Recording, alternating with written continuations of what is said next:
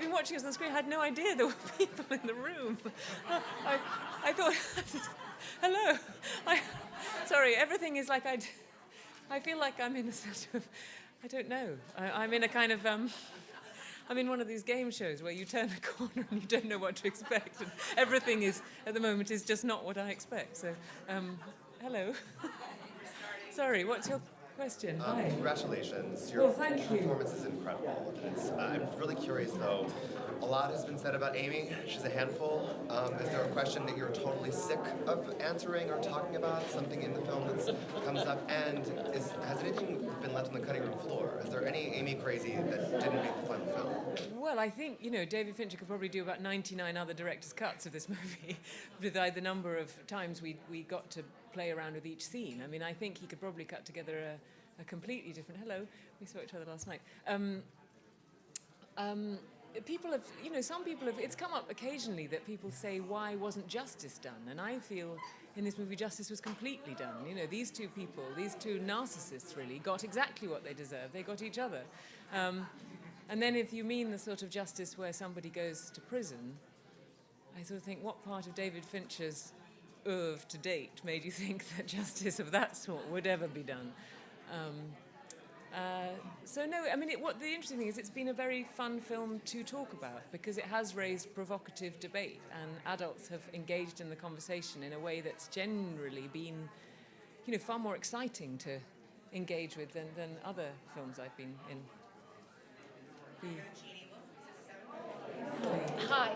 What an exciting time for you on every level. Has the fact that you've got to take care of a new baby and face that and this at the same time, has that been a good balance instead, or has it been just totally insane? In truth, because I believe in telling the truth, sometimes it's very emotional because you don't know which head you're wearing and which self to be. There is a sort of, I suppose there's a public person and there's a very, very private person who sometimes finds it hard to kind of get out the door, when you've got small children. But, this honour, obviously, is sort of so remarkable, especially when I feel I've been... After we opened Gone Girl in New York, I sort of buried myself back in London, and it was just...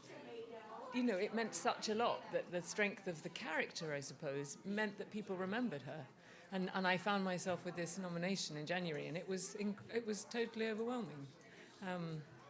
So it's an emotional ride at the moment, and one that I think probably in about 3 months I'll process properly. Thank you. 58. Hi, Peter from BBC. Hi. You said it's like being in a game show. What does the ultimate prize of perhaps winning an Oscar mean I to can't you? quite hear you, I'm sorry. You described it as being in a game show, Yeah. all of this. So what does the ultimate prize, the Oscar, mean to you? I suppose it means, recognition and somebody having said you did okay. I mean, more than okay. It's,